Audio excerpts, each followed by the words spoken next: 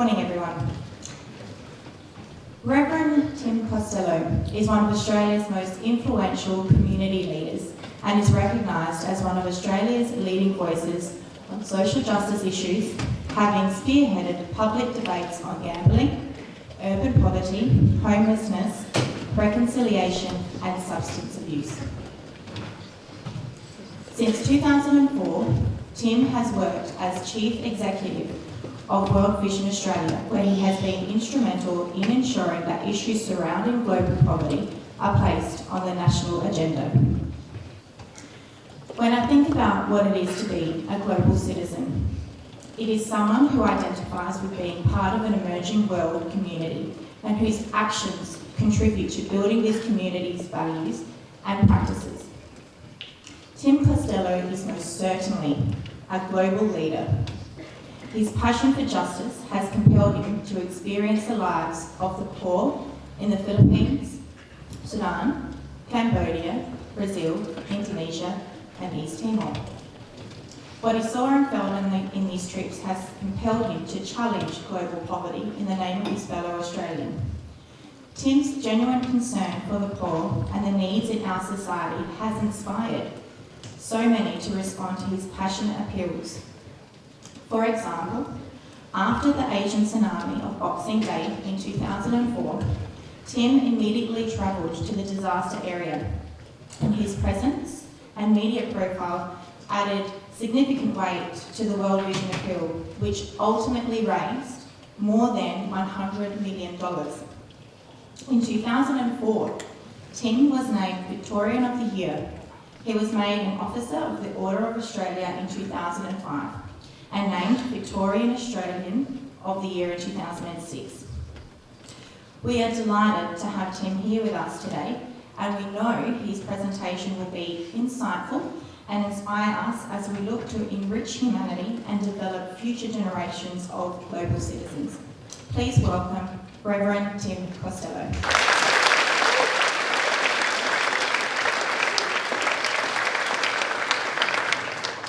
Good morning. Thank you so much for that introduction. It's pretty much as I wrote it, really. That's a joke. I am thrilled that you are aspiring to be global citizens, that you have over 50 fellow students from 10 countries joining with you here at Norwood, a school over 100 years old, which when it was first founded, it took an eternity to get by ship to anywhere else, therefore to be globally connected was really an impossibility. Now, in 2019, not only students coming here, but you with the power of connection, social media, to actually think as a global citizen and function as a global citizen. So I think this school's commitment to high quality education, to say that you might be living in Adelaide or Germany or Italy or Hawaii or wherever the other visitors are from, but actually you are a citizen of the whole world, can think about the challenges your generation is facing, is what a high quality education means. Your school, if you're at Norwood, in a global world isn't just competing for the best results from the neighbouring school, whatever that is, here in Adelaide.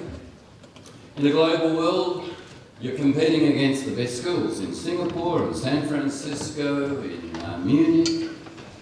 The world has become a global village, and for many of you, the possibility of jobs all around the world mean you need an education that helps you think globally and understand your responsibilities. Well, when we're thinking about Australia, we often use the phrase, the lucky country. And if you're born here, that's true.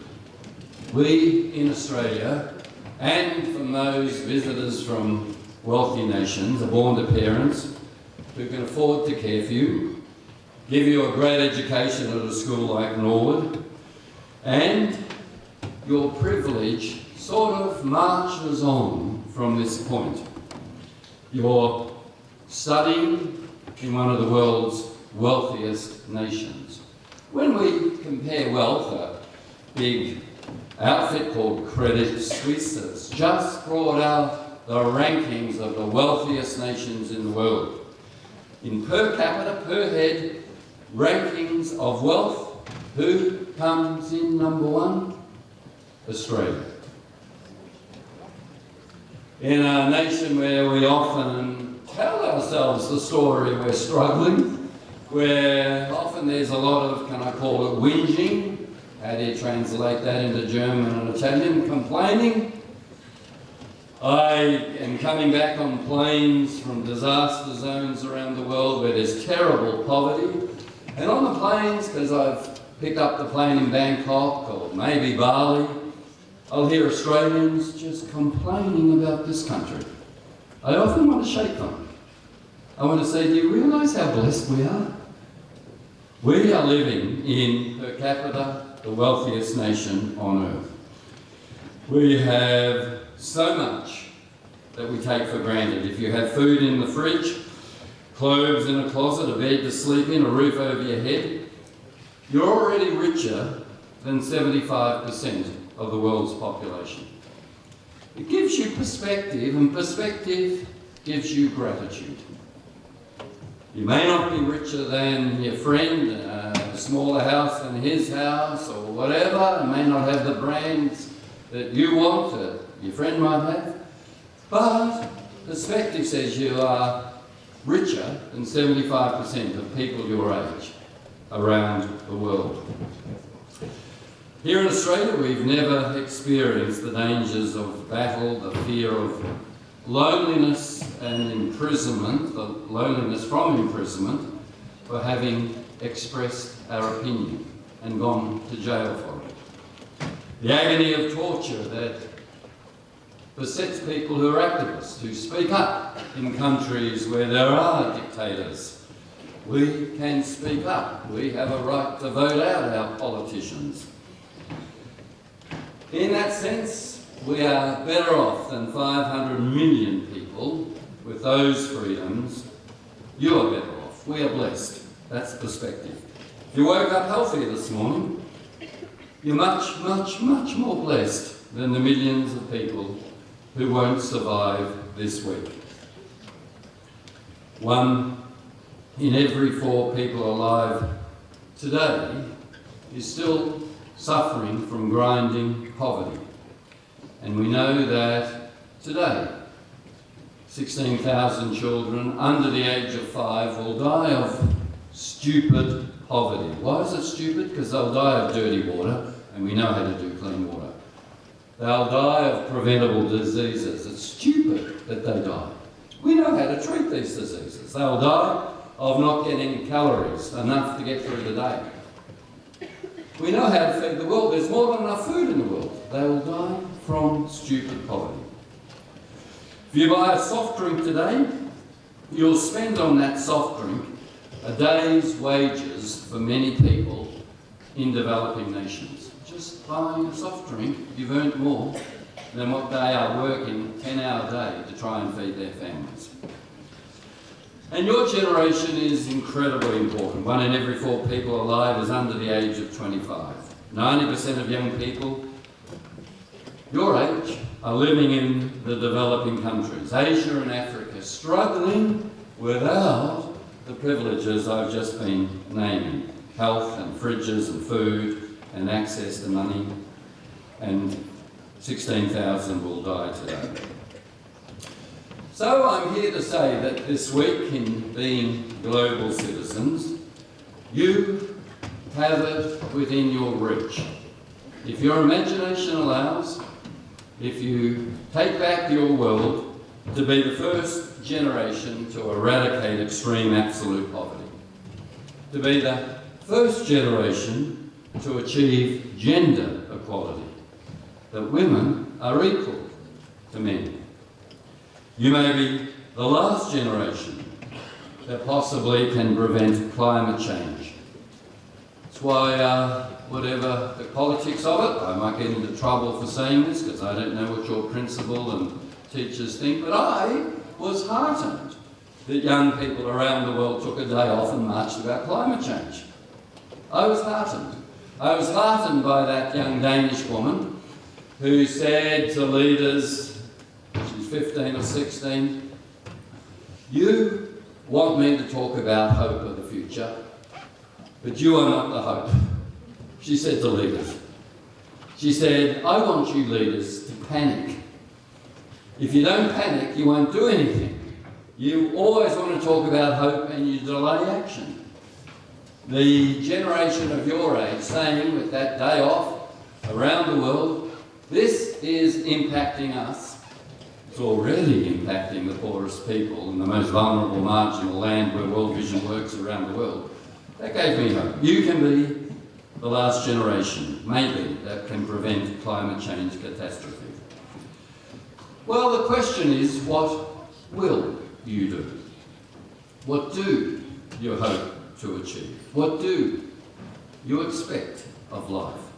Do you expect to be game changers? Are you organising without imagination?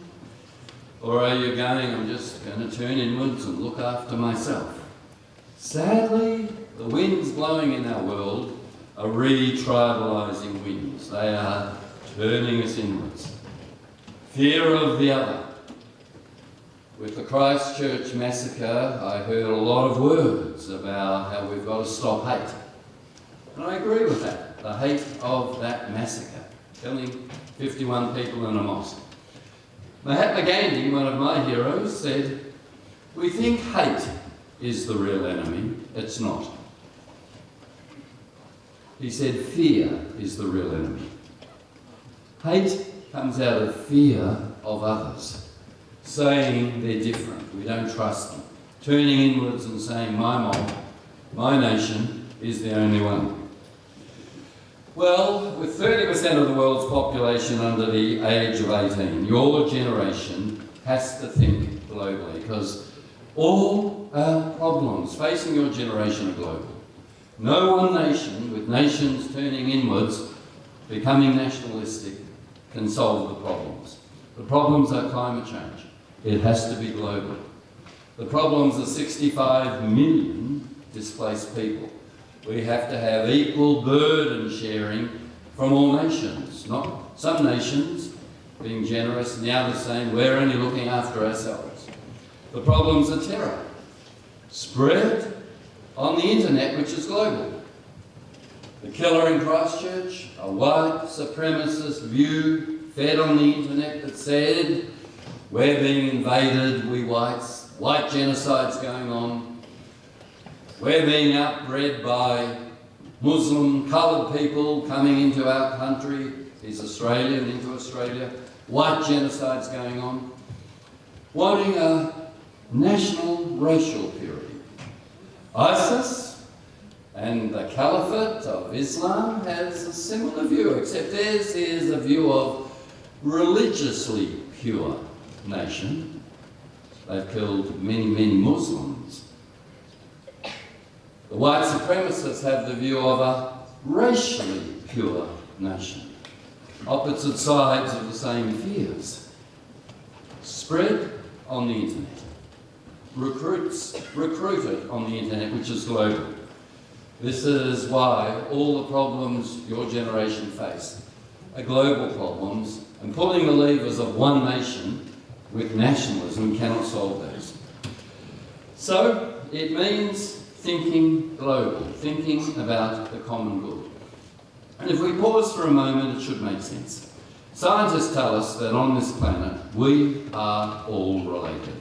We are all at least 40th cousins of the whole planet. 40th cousins. The human family is deeply connected. There's a wonderful book, Origin, out at the moment, and it just makes a very simple point. That apes that have been breeding in a zoo for the last 20, 40 years, breeding in a zoo, they have far more genetic diversity than the whole human race. In other words, racism isn't nonsense. We think that colour of the skin, religion, dress, culture, language must mean profound difference. We should celebrate the diversity of culture. but our genetic makeup is we're the same. And when we use race categories, they tell us nothing. Race tells me nothing about how interesting, bright, committed, caring a particular person is. I know that by getting to know you personally and you getting to know me. Race and racism is a nonsense. Well, we do certainly know that we don't treat our 40th cousins very well. If you've been born in Africa or any of the other 100 countries where World Vision works, you don't have access to food or clean water. You may not be able to go to school. You don't have access to a doctor when you're sick. Global citizens say this is personal. If it was my first cousin not having enough calories, I'd be around there with food, money, making sure they eat. We need to see that our 40th cousins and those around the world are part of us. It's personal. Well, I've been talking a lot about not everyone gets a fair go. Australia as a nation loves to talk about a fair go. We say we're the land of a fair go. Everyone is treated equally. Everyone has equal opportunity and a chance in life. Compared to developing nations, that is absolutely true. It should mean a fair go that whatever your background, you can develop your natural abilities. You can reach your full potential. Up to you if you do or not, but you have that opportunity. We certainly know that poor people are not poor because they're lazy. I can tell you from travelling in Africa and Asia, poor people are not lazy. The women particularly are unbelievably hard working. Laziness is not why people are poor. We give ourselves a leave pass when we just say that. Often people say, well, they must have made bad choices. They should have worked hard, stayed in school, got married, or not had as many children. Let me say that when you're poor, having a lot of kids is a very rational choice. For this reason. When you don't have what we call social security, sickness benefits, unemployment benefits, retirement pension, housing subsidies if you have suffered domestic violence or mental illness, when there's none of that, as there is none of that in developing nations, the most rational choice you can make is to have a lot of kids. Why? Because those kids might look after you in sickness, in unemployment, in old age. Just 3 generations ago here in Australia, have a look at your great-grandparents' family sizes, 6, 7, 8 kids. When we were poor in Australia, we had a lot of kids. People often say to me, the problem is the poor have too many kids. Like, stop them doing it, Tim, as if I can do that. They've got it the wrong way around. I say, if we lift poor nations out of poverty, which is what aid fair trade is about, you know what? They'll stop having kids. Every nation that has been lifted out of poverty moves to zero population growth. We get it the wrong way around. Well, the poor aren't poor because of lack of effort. We sometimes even hear well-meaning Christians, perhaps the most quoted phrase from the Bible, saying, the poor you'll have with you always. Let me say that Jesus, who said those words, I think was saying to his disciples, the good news, the Christian message is good news for the poor. If you're going to follow me, you're going to have the poor with you always. They're going to be in your heart, in your imagination. You're going to be serving them. We use it fatalistically. Not my problem. They must be lazy. They must have made some bad choices. No, they just drew the last ticket in the lottery of life. The last ticket in the lottery of latitude. If you were born here in Australia, or where some of our visitors are from, you really drew first ticket in the lottery of latitude. None of us choose the stage of life we're thrown up on. But if it's here, clean water, universal education, universal health, a chance to reach our potential.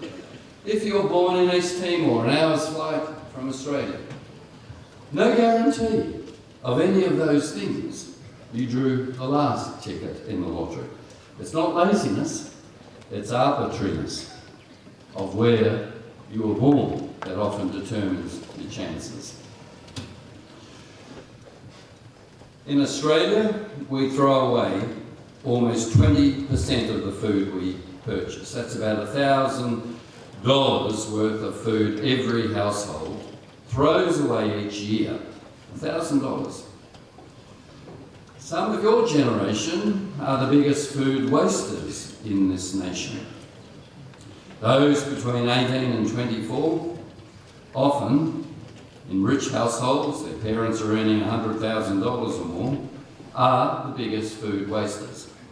20 to 40% of fruit and vegetables are rejected. They don't reach supermarkets because they don't meet us consumers' high cosmetic standards. Is there a slight bruise on the skin?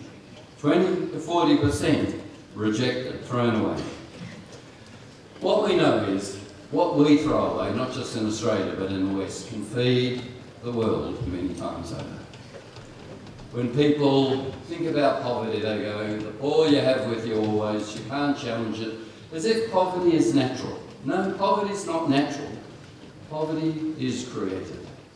It's the way we live, the choices we've made, the rules we've written. You can rewrite those rules. You can make different choices. As someone said, if we live in a world where it seems half the population is overweight and the other half struggle to find a decent meal, you as a generation can think about, is that just natural and given and unchallengeable? Or can we imagine a different global world than that? Well, it's more than 3 years since 193 countries and organisations, including World Vision, agreed on a set of global goals to achieve by 2030 the Sustainable Development Goals. I know you're thinking about this with your visitors this week. So a child who's 6 today will reach adulthood in 2030, when Sustainable Development Goals should be achieved. They will either live and flourish because of your will, your generation's will, to abolish poverty, that's one of the goals, eradicate by 2030 all absolute poverty, people living on less than $1.95 a day, try and do that. If they don't make it, it will be because we haven't had the will and the imagination. We've got a plan, a global plan. It's a world vision, if you like, the Sustainable Development Goals. We in World Vision are very excited about having this plan because it gives us a way to organise, to mark the homework of countries, including the 10 countries our visitors are from in Australia, saying, you have signed up to the Sustainable Development Goals. What are you doing to protect children from malaria, to regenerating forests in Ethiopia, to setting up playgroups in the West Kimberley of Australia for Indigenous? The SDGs literally are a scorecard where we have to put in what our nation is doing. Well, when we think of a world of 805 million people who don't have enough access to food, 2030 seems a long way off. But there is a plan. We can organise around that plan called the Sustainable Development Goals. Those goals are pretty powerful, with 180 plus measures, targeting 835 children under 5 who die every day from diarrhoea. Diarrhoea just caused by contaminated water. They don't need to die. Sometimes, by the way, I hear Australians go, well, they're used to death. African mothers don't feel the same grief. I want to say, going to Africa so many times and sitting with mothers who have lost children, no leave pass. An African mother feels the same grief when she loses a child as an Australian mother. or an American mother. That's why the 17 Sustainable Development Goals have been created. Number 6 of the Sustainable Development Goals is achieving universal and equitable access to safe and affordable drinking water for all by 2030. So 835 children don't die a day just from diarrhoea and other deaths from not having water. I'm proud of World Vision, the largest non-governmental provider of clean water in the developing world. We're reaching with clean water 1 new person every 10 seconds. We're taking the Sustainable Development Goals really seriously. We have 1 million children vulnerable to physical, emotional and sexual violence. We have 1 in 9 girls that marry before they turn 15. Child brides, when you marry under 15, are at much higher risk of dying in childbirth. 500,000 women die each year due to complications in pregnancy. 99% of those deaths are young women and girls in developing countries. We are fighting to stop early marriage. We educate fathers who think they can sell off a 14-year-old daughter. What's the point? They go often in their culture of educating her. She's only going to marry another family and live with them. Why am I paying for her education? Pull her out of school, marry her off, get 5 cows or 10 goats as a payment. Maybe to a guy who's 40, who's got 2 or 3 wives anyway. We are educating men that their daughters are equal to their sons. It's why often the programs, which are good programs, just give cash, give direct, just give the poor money. Yep, that's a good program, but if you aren't challenging gender inequality, tribal attitudes, caste attitudes, that some are untouchable and some are born up here, early marriage, culturally challenging that, yeah, you're giving people just money. But you have to be saying there is another way to think about your daughters, to think about how your communities can be at peace. Your tribes don't need to be fighting others. So we educate parents on the irreversible impact a child marriage will have on their child. Why educating girls is so important. Do you know this? Every year a girl stays in school, every extra year, she'll have 1.2 fewer babies, less babies. Funny to think of education as a contraception, I know. World Vision believes in contraception.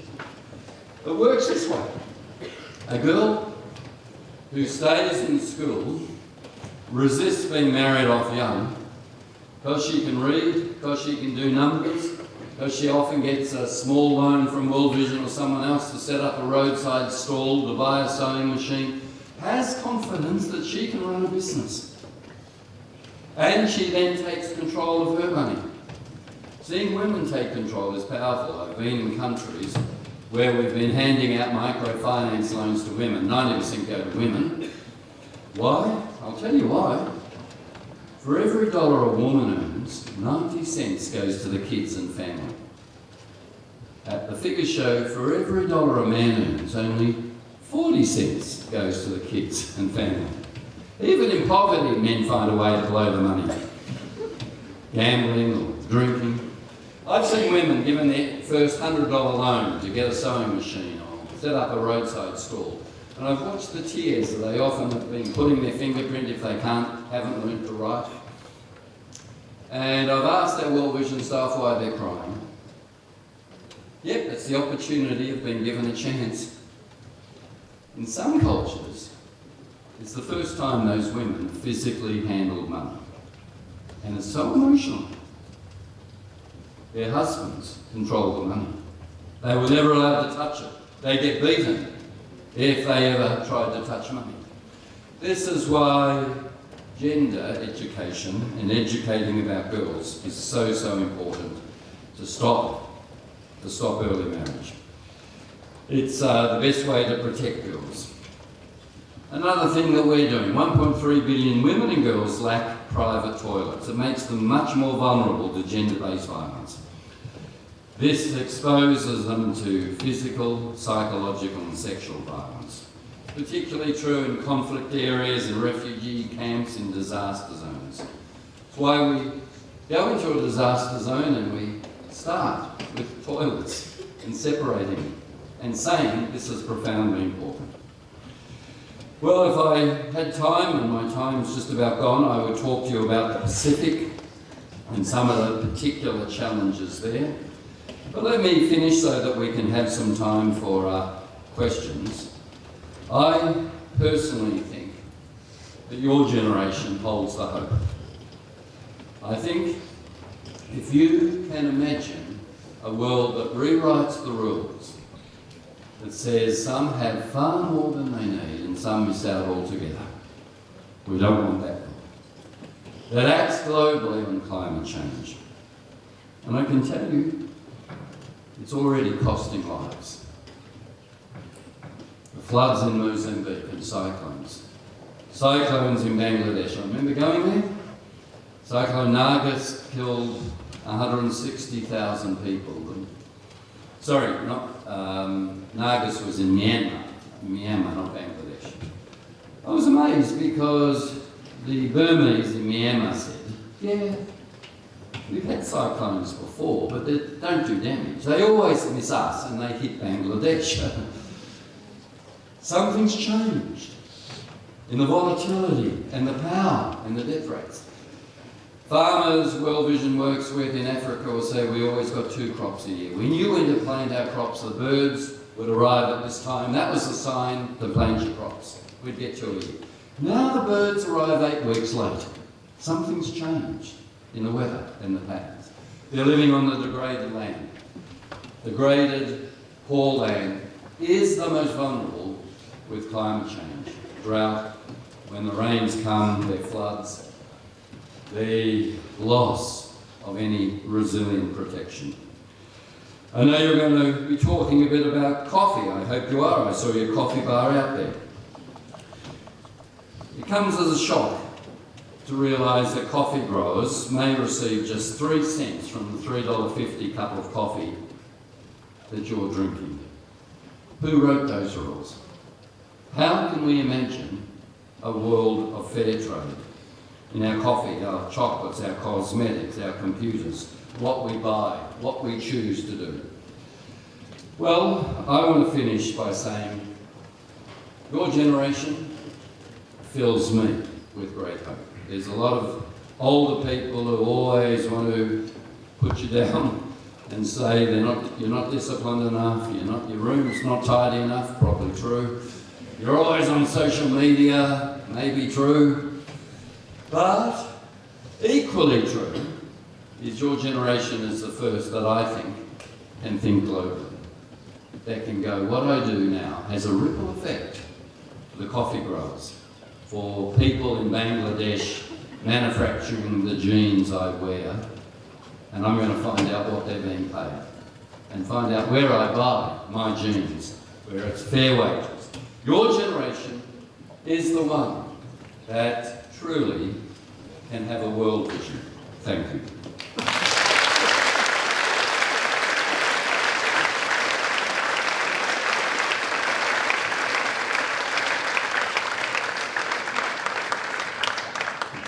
I'd like to present Mr. Costello with a gift of thanks.